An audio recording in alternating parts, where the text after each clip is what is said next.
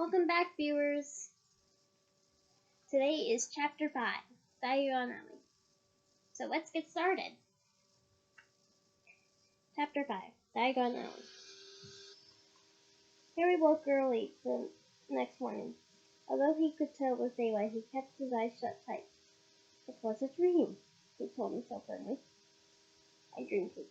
Giant Cold Hagrid came to tell me I was going to his school for visits. When I opened my eyes, up, he had told me my color. There was suddenly a loud tapping noise.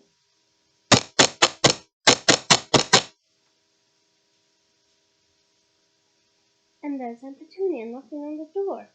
Harry thought, his heart sinking. But he still didn't open his eyes. It had been such a good dream. Tap, tap, tap. All right, Harry mumbled. I'm getting up. He sat up and Hagrid's heavy coat fell off him. The hut was full of sunlight. The storm was over. Hagrid himself was asleep on the cloth sofa, and there was an owl wrapping its claw on the window, a newspaper held in its beak.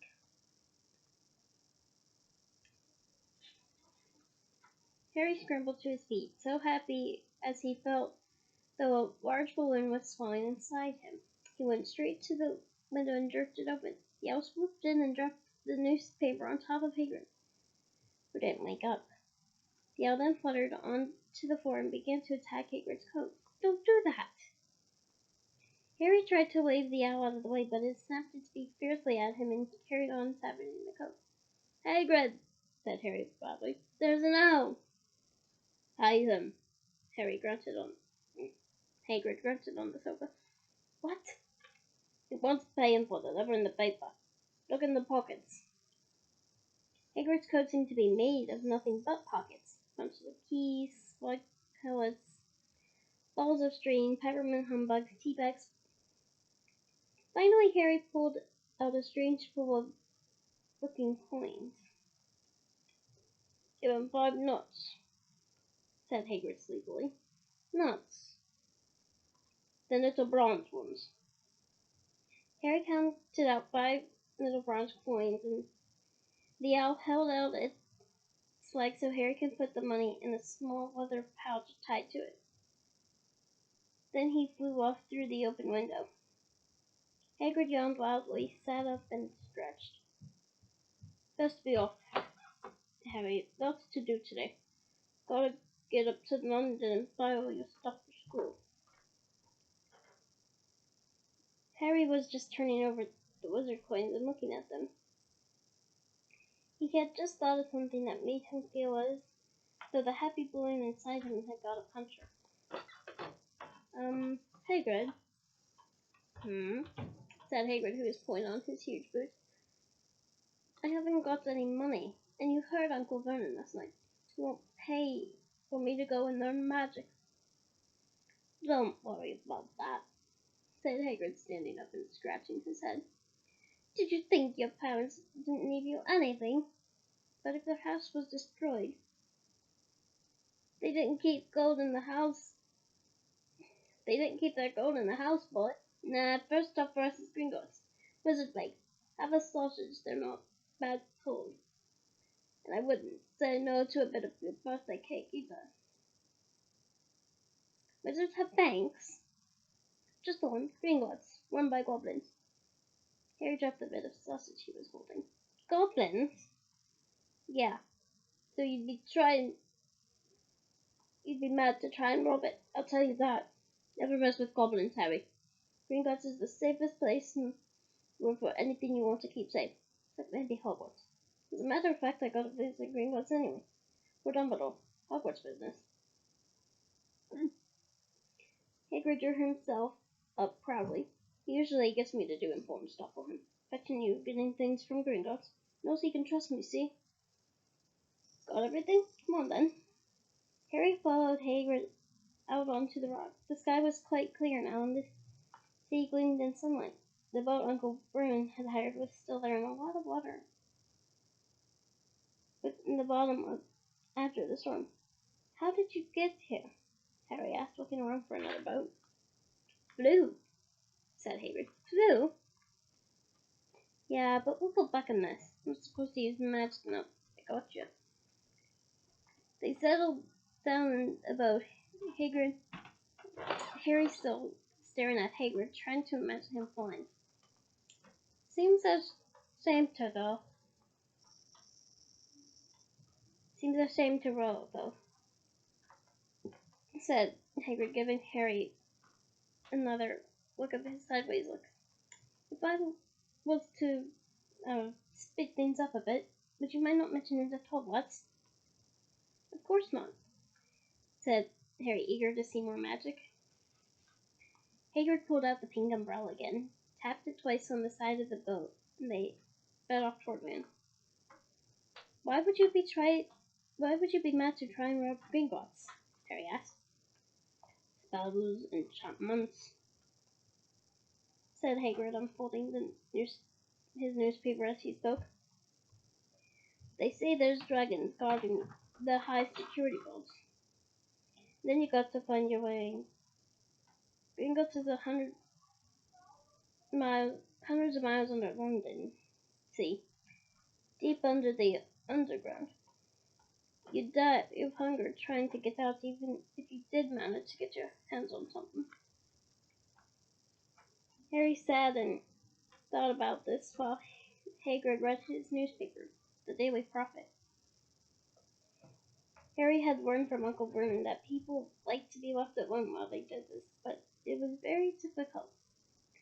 He never had so many questions in his life. Ministry magic messing things up as usual, Hagrid muttered, turning the page. There's a ministry of magic, Harry asked before he could stop himself. Of course, said Hagrid. They wanted Dumbledore for minister, of course, but he'd never leave Hogwarts or old Cornelius Fudge got the gun. Got the job. Bungler if there ever was one. So he pelts Dumbledores with owls every morning asking for advice. But what does a Ministry of Magic do? Well, the main job is to keep it from the muggles that there's still witching wizards up and down the country. Why? Why, blimey, Harry. Everyone be wanting magic solutions to the problems. Nah, we're best left alone. At this moment, the boat jumped gently into the harbor wall. Harry folded up his newspaper and they clambered up the stone steps onto the street. Passerby stared a lot at Hagrid as they walked through the little town to the station. Harry couldn't blame them. Not only was Hagrid twice as tall as anyone else, he kept pointing at perfectly ordinary things like parking meters and saying loudly, "See that, Harry? Things these muggles dream of, eh?" Hagrid, said Harry, panting down a bit as he ran to keep up. Did you say there are dragons at Gringotts? Well, so they say, said Hagrid. Crikey, I'd like a dragon. You'd like one? Wanted one ever since I was a kid. Here we go. They had reached the station. There was a train to London in 5 minutes' time. Harry, who didn't understand muggle money as he called it, gave the bills to Harry so he could buy their tickets. People stared more than ever on the train. Hagrid took up 2 seats and sat in what looked like a canary yellow circus tent. Still got your letter, Harry? He asked as he counted stitches. Harry took the parchment envelope out of his pocket. Good, said Hagrid. There's a list of everything you need. Harry unfolded a second piece of paper he hadn't noticed the night before and read. Hogwarts School of Witchcraft and Wizardry. Uniform. First-year students will require 3 sets of plain work robes, black, 1 plain pointed hat, black, for day wear, which always confused me, 1 pair of protective gloves, dragon hide or similar, 1 winter coat, black, silver fastenings. Please note that all people's clothes should carry name tags. Course books. All students should have a copy of each of the following. The Standard Book of Spells, Grade 1 by Miranda Gottschalk. A History of Magic by Bathilda Bagshot. Magical Theory by Albert Waffling. Okay, intriguing name. A Beginner's Guide to Transfiguration by Emmerich Swish. 1000 Magical Herbs and Fungi by Philosopher.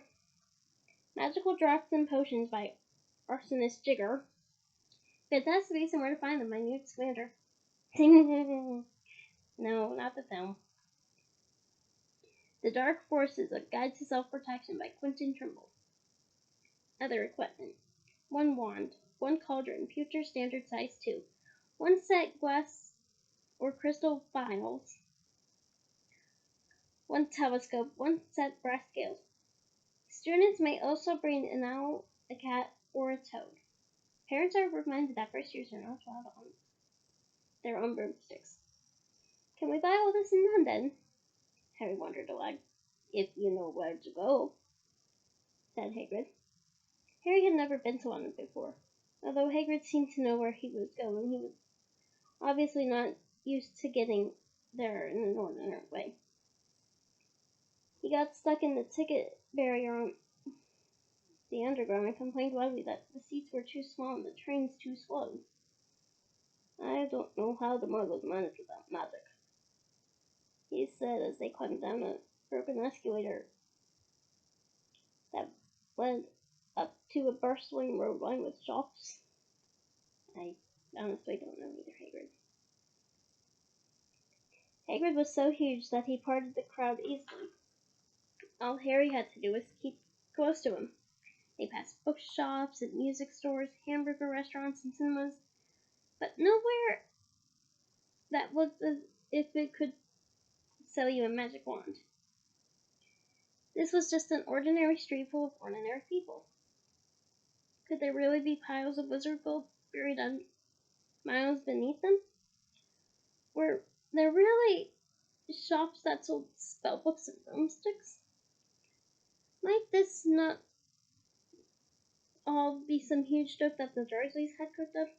If Harry hadn't known that the Dursleys had no sense of humor, he might have thought so. Yet somehow, even though everything Hagrid had told him so far was unbelievable, Harry couldn't help trusting him. This is it, said Hagrid, coming to a halt. A leaky cauldron. It's a famous place. It's a tiny, grubby-looking pub. If Hagrid hadn't pointed it out, Harry wouldn't have noticed it was there. The people hurrying by didn't glance at it. Their eyes slid from the big bookshelf on one side to the record shop on the other, as if they couldn't see the leaky cauldron at all. In fact, Harry had the most peculiar feeling that only he and Hagrid could see it. Before he could mention this, Hagrid steered him inside. For a famous place, it was very dark and shabby. A few old women were sitting in a corner drinking tiny glasses of sherry. One of them was smoking a long pipe. A little man in a top hat was talking to the old bartender, who was quite bald and looked like a toothless walnut. The wild buzz of chatter stopped when they walked in. Everyone seemed to know Hagrid. They waved and smiled at him, and the bartender reached for a glass, saying, "The usual, Hagrid?" "Can't, Tom. I'm on Hogwarts business," said Hagrid, clapping his great hand on Harry's shoulder and making Harry's knees buckle. "Good Lord," said the bartender, peering at Harry. Can this be?" The leaky cauldron had suddenly gone completely still and silent. "Bless my soul," whispered the old bartender. "Harry Potter! What an honor!" He hurried out from behind the bar, rushed toward Harry, and seized his hand, tears in his eyes. "Welcome back, Mr. Potter. Welcome back."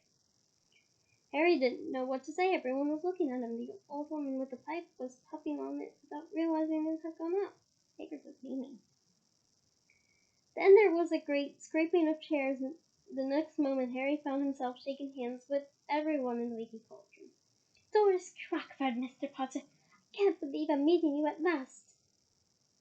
"So proud, Mr. Potter. I'm just so proud. Always wanted to shake your hand. I'm all the flutter. Delighted, Mr. Potter. Just can't tell you. Tickle's the name. That is Tickle. I've seen you before, said Harry as Diggle's top hat fell off in his excitement. You bowed to me once in the shop. He remembers, cried Diggle, looking around at everyone. Did you hear that? He remembers me. Harry shook hands again and again. Doris Crawford kept coming back for more. The pale young man made his way forward very nervously. One of his eyes was twitching. Professor Quirrell, said Hagrid. Harry, Professor Quirrell would be one of your teachers at Hogwarts. Potter, stammered Professor Quirrell, grasping at Harry's hand. Can't tell you how pleased I am to meet you. What sort of magic do you teach, Professor Quirrell? The defense against the dark guards, muttered Professor Quirrell, as though he'd rather not think about it. Not that you need it, Potter? He laughed nervously. You'll be getting all your equipment, I suppose. I've got to pick up a new book on vampires myself. He looked terrified at the very thought. But the others wouldn't let Professor Quirrell keep Harry to himself. It took almost 10 minutes to get away from them all. At last, Harry managed to make himself heard over the babble. Let's get on. That's goodbye. Come on, Harry. Doris Crawford shook Harry's hand one last time, and Hayward led them through the bar and out into a small walled courtyard where there was nothing but a trash can and a few weeds. Hayward grinned at Harry. Told you, didn't I? Told you he was famous. Even Professor Quirrell was trembling to meet him. Mind you, he's usually trembling. Is he always that nervous? Oh yeah, poor bloke. He was fine while he was studying out of books, but then he took a year off to get some first-hand experience. They say he met vampires in the Black Forest, and there was a nasty bit of trouble with the hag. Never been the same since. Scared of the students, scared of his own subject. Now where's my umbrella? Vampires? Hag? Harry's head was swimming. Hagrid, meanwhile, was counting up bricks in the wall and above the trash can. 3 up, 3 up, 2 across, he muttered. Right, stand back, Harry. He tapped the wall 3 times with the point of his umbrella. Well, I don't have any umbrellas on me. I'll just use this dustpan.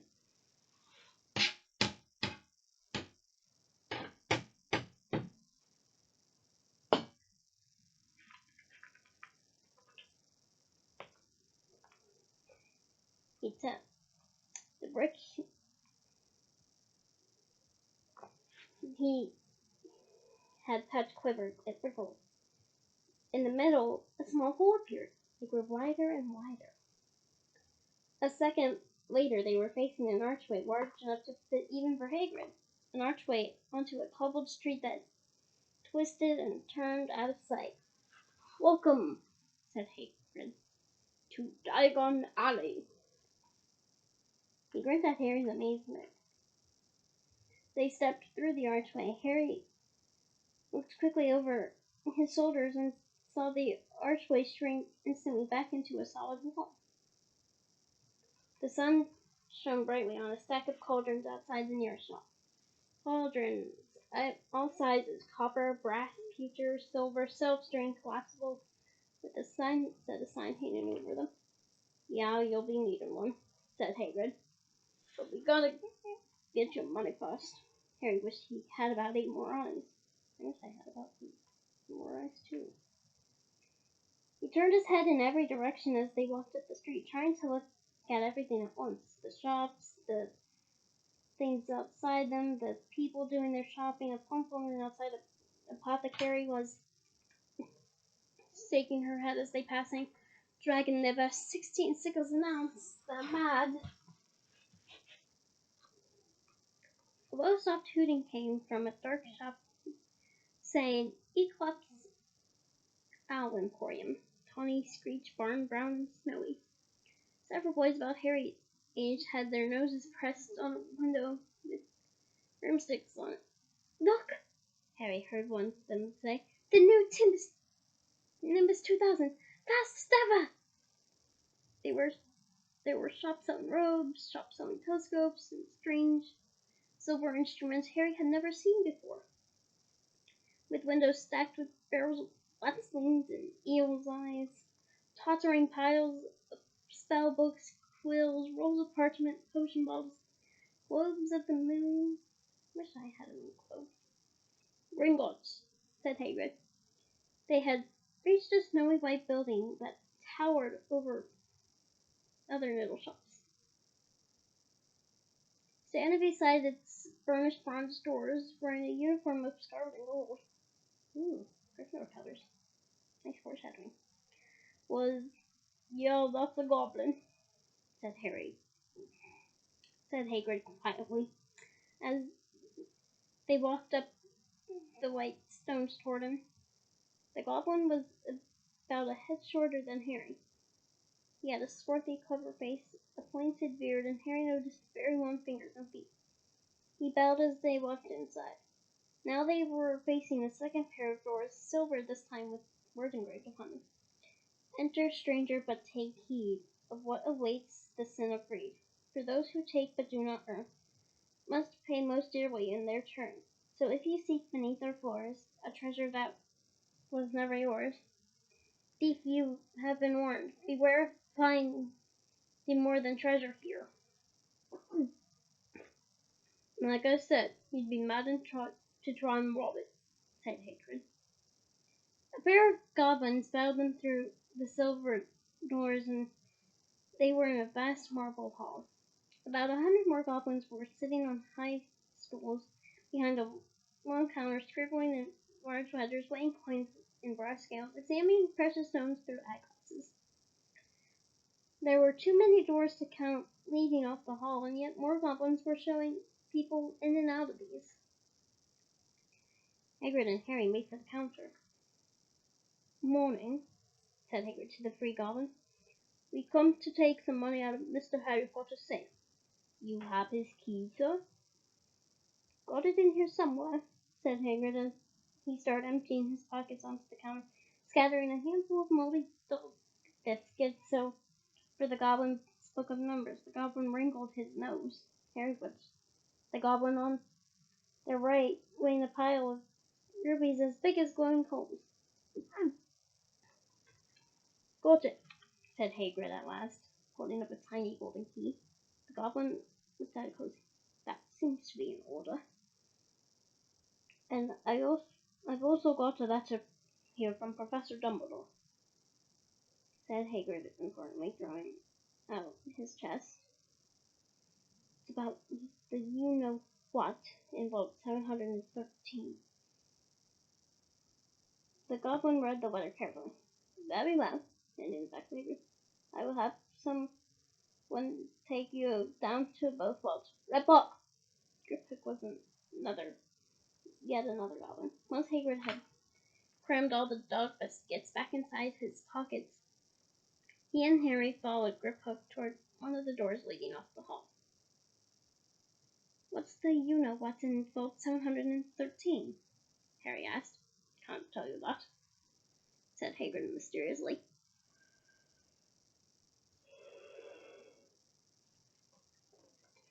Very secret. Hogwarts business. Dumbledore's trusted me more in my job work than to tell you that. Griphook held the door open for them. Harry, who had expected more marvel, was surprised. They were in a narrow stone passageway lit with flaming torches. It sloped steeply downward, and there were little railway tracks on the floor. Griphook whistled, and a small cart came hurtling up the tracks toward them.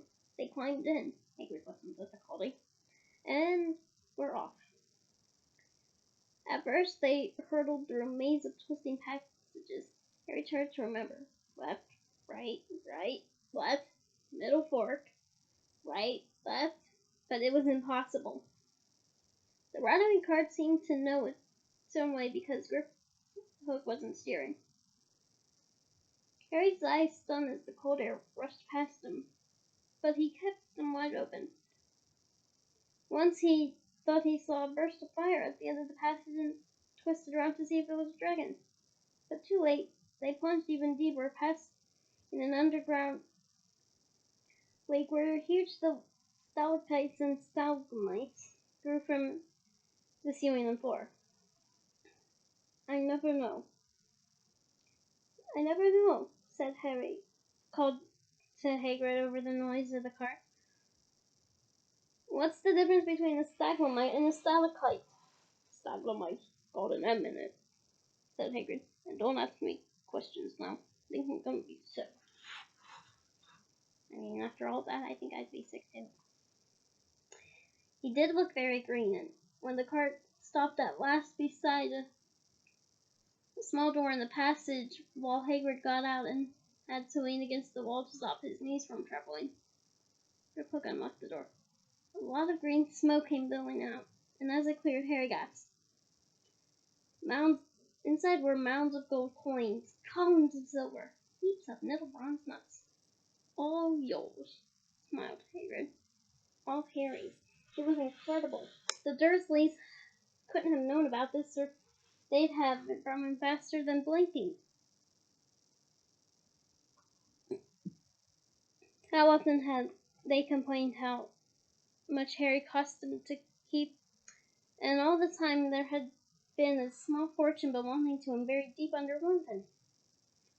Hagrid helped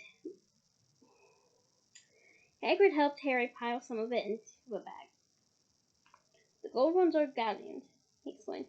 17 silver sickles to a galleon and 29 nuts to a sickle. It's easy enough.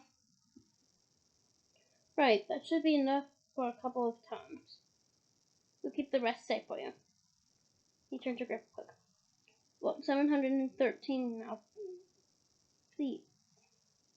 And can we go more slowly? 1 speed only, said Griphook. They were going in even deeper in gathering speed. The air became colder and colder as they hurtled round tight quarters.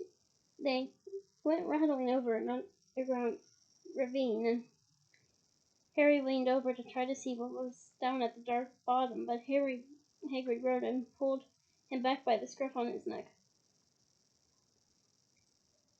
About 713 people. Stand back, said Griphook importantly.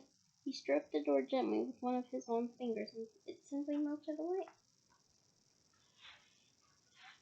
If anyone but a Gringotts goblin tried that, they'd be stuck through the door and trapped in... Oh. Whoops. If anyone but a Gringotts goblin tried that, they'd be stuck through the door and trapped in there, said Griphook. How often do you check to see if anyone's inside? Harry asked. About once every 10 years, said Griphook with a rather nasty grin. Something really extraordinary had to be inside this top security vault. Harry was sure, and he leaned forward eagerly, expecting to see fabulous jewels at the very least, but at first he thought it was empty. Then he noticed a grubby little package wrapped in brown paper lining the floor. Hagrid picked it up and tucked it deep inside his coat. Harry wanted to know what it was, but knew better to ask. Come on, back in this infernal car and don't talk to me on the way back. It's best if I keep me mouth shut, said Hagrid. One wild bright raider face stood blinking in the sunlight outside Gringotts. Harry didn't know what to wear first from now that he had back for money. He didn't have to know how many galleons there were to a pound to know that he was holding more money than he had in his whole life, more money than even Dudley ever had. Might as well get your uniform, said Hagrid, nodding toward Madame Malkin's robes for all occasions. Listen, Harry, would you mind if I slipped off for a pick-me-up in the leaky cauldron? I hate them Gringotts cops. He did so they look a bit sick, so Harry entered Madame Malkin's shop one. Madame Malkin was a squat, smiling witch dressed in all mauve. Pretty color. Hogwarts, dear, she said when Harry started to speak. Got stood out here. Another young man just being fitted up just now. In fact, in the back of his shop, a boy with a pale, pointed face was standing on a footstool while a second witch pinned up his long black robes. Madam Malkin stood Harry on a stool next to him and slipped the robe over his head and began to pin it to the right length. "Hello," said the boy. "Hogwarts too?" "Yes," said Harry. "My father's next door buying my books, and mother's up the street looking at wands," said the boy. He had a bored, drawling voice. "Then I'm going to drag them off to look at racing rooms. I don't see why first years can't have their own. I think I'll bully father into getting me one and I'll smuggle it in somehow." Harry was drunk. Might have looked ugly. "Have you got your own broom?" the boy went on. "No," said Harry. "Play Quidditch at all?" "No," said Harry, again wondering what on earth Quidditch could be. "I do, and father says it's a crime if I'm not picked to play for my house. I must say I agree. Know what house you'll be in yet?" "No," said Harry, feeling more stupid by the minute. "Well, no one really knows until they get there, do they? But I know I'll be in Slytherin. All our family have been. Imagine being in Hufflepuff. I think I'd leave, wouldn't you?" "No, I wouldn't." Said Harry, wishing he could say something a bit more interesting. "I say, look at that man," said the boy, suddenly nodding toward the front window.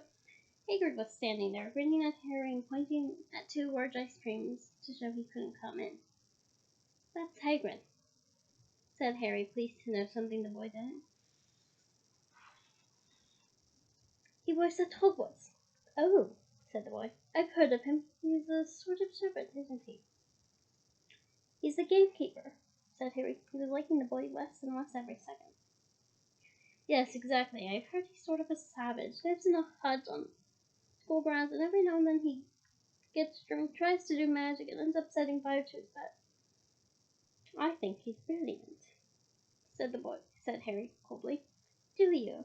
said the boy with a slight sneer. "Why is he with you? Where are your parents?" "They're dead,"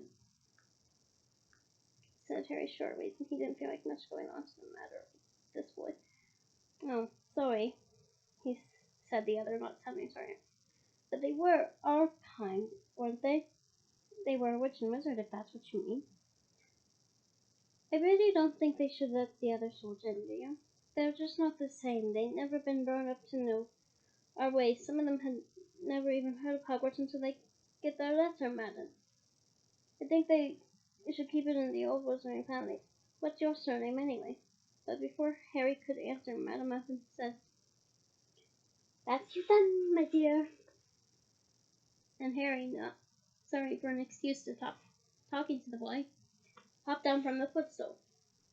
"Well, I'll see you at Hogwarts, I suppose," said the drawing boy.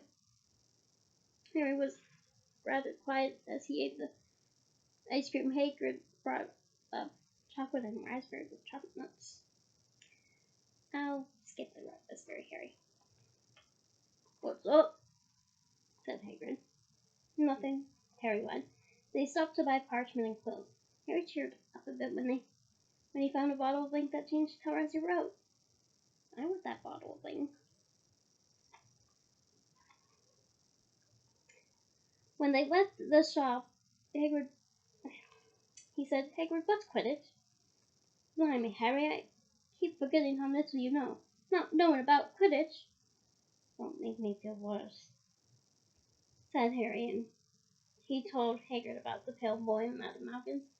"And he said people from Muggle families shouldn't even be allowed in." "You're not from a Muggle family. If he'd known who you were, he's grown up knowing your name if his parents' office in the book. You saw what everyone in the Leaky Cauldron was like when they saw you. Anyway, what does he know about it? Some of the best I knew were all the ones with magic in them from an old line of muggles. Look at your mum. Look what she had for a sister." "So what is Quidditch?" "It's a sport. Wizard sport. It's like soccer in the Muggle world. Everyone follows Quidditch. Played up in the air with broomsticks and there's 4 balls. sort of hard to explain the rules. And what are Slytherin and Hufflepuff? Schoolhouses. There's what. Everyone says Hufflepuff are allowed to duffers, but I bet I'm in Hufflepuff, said Harry grimly. Better Hufflepuff than Slytherin, said Hagrid darkly. There's not a single witch or wizard who went bad that wasn't in Slytherin. You know who was one. Well, sorry. You know who was at Hogwarts. Years and years ago, said Hagrid. They bought Harry's school books in a shop called Forest and Blots, where the shelves were stacked to the ceiling with books as large as paving stones bound in leather, books the size of postage stamps covered in silk, and books of peculiar symbols, and a few books with nothing in them at all. Even Dudley, who had never read anything, would have been wild to get his hands on some of these. Harry almost had to drag Harry away from curses and counter curses. Bewitch your friends and befuddle your enemies with the latest revenges. Hair loss, jelly legs, tug tied, and much, much more. By Professor Vincicus Viridian. I was trying to find out how to curse Dudley. I'm not saying that's a good idea, but you're not supposed to use magic in the Muggle world except in very special circumstances, said Hagrid. And anyway, you couldn't work any of them curses yet.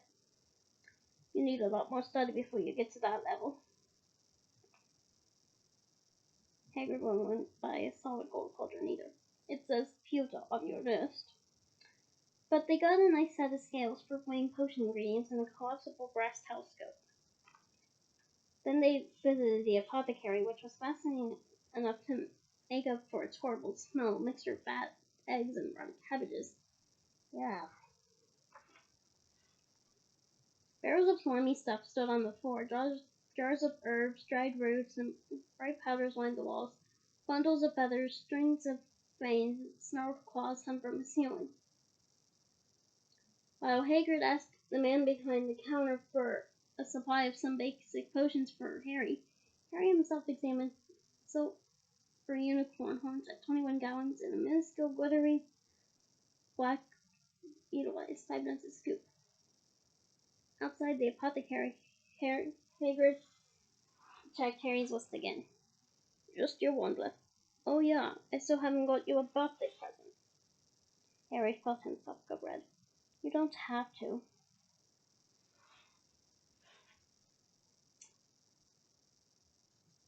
I know I don't have to. Tell you what, I'll get you animal. Not a toad. Toads went out of fashion years ago. He'd be off that. And I don't like cats. They make me sneeze. I'll get you an owl. All the kids want owls. They're dead useful at carrying your mom and everything. 20 minutes later, they left Eclop's owl emporium, which had been dark and full of rustling and flickering, jewel bright owls. Harry now carried a large cage that held a beautifully snowy owl, fast asleep with her head under her wing. Harry couldn't stop stammering his thanks, sounding just like Professor Quirrell. Don't mention it, said Hagrid gruffly. Don't expect you had it all the presents from the Dursleys. Just Ollivanders left now. Only place for wands, Ollivanders. And you've got to have the best wand. A magic wand. This was what Harry had been really looking forward to. The last shop was narrow and shabby. Peeling gold leather over the door read Ollivanders. Makers of fine wands since 382 BC. That's a long time. A twinkling bell rang somewhere in the depths of the shop as they stepped inside. It was a tiny place empty except for a single spindly chair that Hagrid sat on to wait. Harry felt strangely as though he'd entered a very strict library. He swallowed a lot of new questions that had just occurred to him and looked instead at the thousands of narrow boxes piled neatly right up to the ceiling. For some reason, the neck of his back prickled. The very dust and silence in here seemed to tingle some sort of secret magic. Good afternoon, said a soft voice. Harry jumped. Hagrid must have jumped too, because there was a lot of crunchy noise, and He quickly got up the spindly chair. An old man was standing before them, his wide pale eyes shining like moons through the gloom of the shop. "Hello," said Harry awkwardly. "Ah, yes," said the man. "Yes, yes, I thought I'd be seeing you soon. Harry Potter." It wasn't a question. "You have your mother's eyes. It seems only yesterday she was in here herself, buying her first one. 10 1/4 inches long, swishy, made of blue. Nice one for John look." Mr. Ollivander moved closer to Harry. Harry wished he could blink. Those separate eyes were a bit creepy. Your father, on the other hand, favored a mahogany one, 11 inches, pliable. It's of more power and excellent for transfiguration. Well, I say your father favored it. It's really the one that chooses the wizard, of course. Mr. Ollivander had come so close that he and Harry were almost nose to nose. Harry could see himself reflected in those misty eyes. And that's where Mr. Ollivander touched the lightning scar on Harry's forehead with a long light finger. "I'm sorry to say I sold the one that did it," he said softly. 13 1/2 inches, you powerful wand, very powerful. And in the wrong hands, if I'd known what that wand was going out into the world to do." He shook his head, and then to Harry's relief he spotted Hagrid. "Rubeus Hagrid, how nice to see you again. Oh, 16 inches, rather bendy, wasn't it?" "It was, sir, yes," said Hagrid. "Good wand, that one. But I suppose they snapped it in half when you got expelled?" said Mr. Ollivander, suddenly stern. Yes, they did, yes," said Hagrid, shuffling his feet. "I've still got the pieces, though," he added brightly. But you don't use them," said Mr. Ollivander sharply. "Oh, no, sir." Hagrid spoke quickly. Harry noticed he gripped his pink umbrella very tightly as he spoke. Said Mr. Ollivander, giving Hagrid a piercing look. "Now, Mr. Potter, let me see."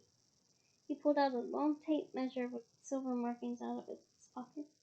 "Which is your wand, Well, I'm right-handed," said Harry. "Me too." "Hold out your arm. That's it." He measured Harry from shoulder to shoulder, then wrist to elbow, shoulder to board. "You two are then," and round his head. As he measured, he said, "Every Ollivander wand core has a core of a powerful magical substance, Mr. Potter. We use unicorns' hairs, phoenix tail feathers, and the heartstrings of dragons. No two Ollivander wands are quite the same, just as no two unicorns, dragons, or phoenixes are quite the same. And of course you'll never get such good results with another wizard's wand." Harry suddenly realized that the tape measure, which was measuring between his nostrils, was doing this on its own. Mr. Ollivander was futzing around the shelves, taking down boxes. "That will do," he said, and the tape measure crumpled it to a heap on the floor. "Right then, Mr. Potter, try this one. Beechwood and dragon heartstring, 9 inches, nice and flexible. Just take it and give it away." Harry took the wand and, feeling foolish, waved it around a bit. But Mr. Ollivander snatched it out of his hand almost at once.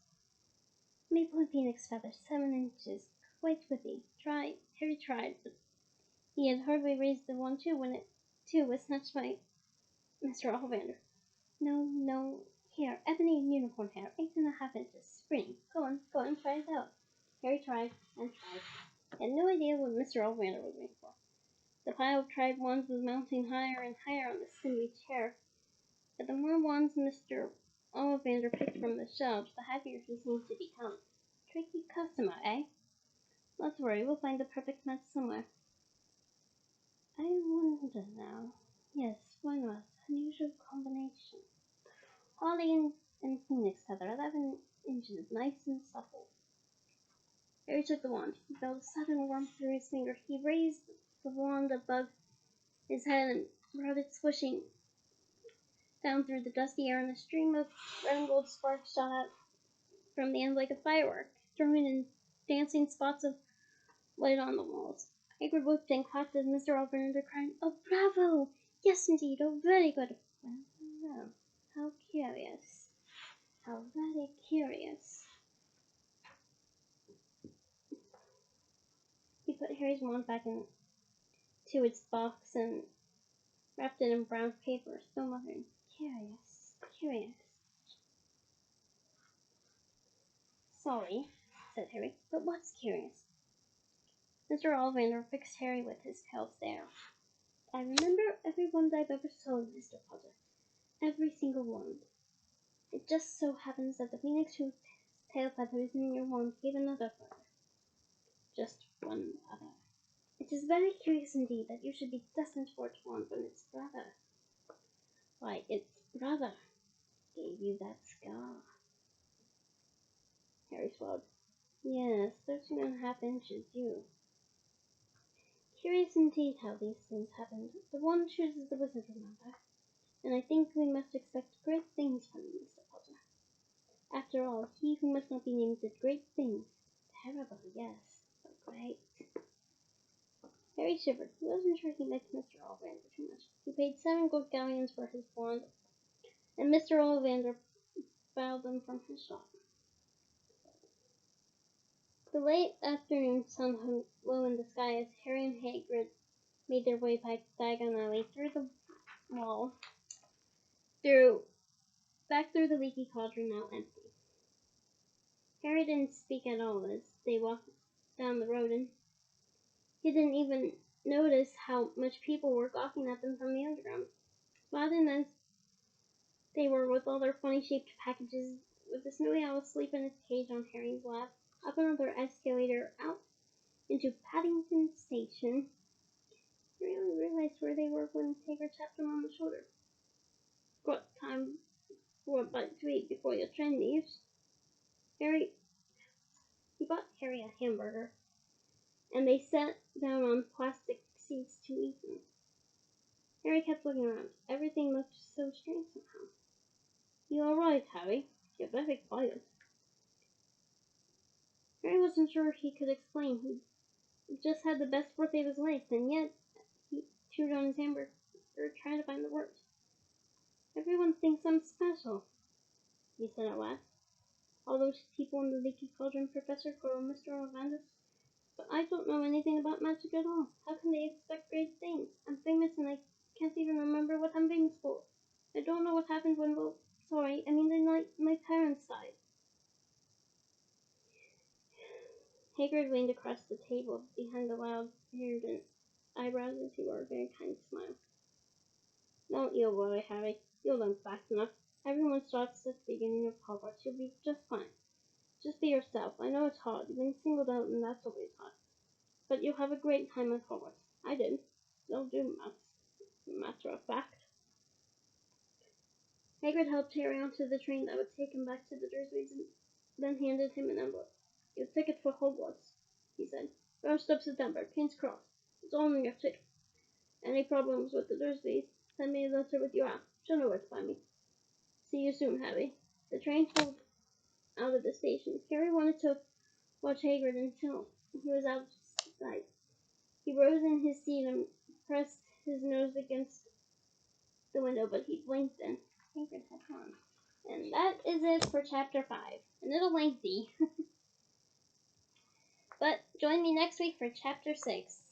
The journey from platform 9 3/4. Bye!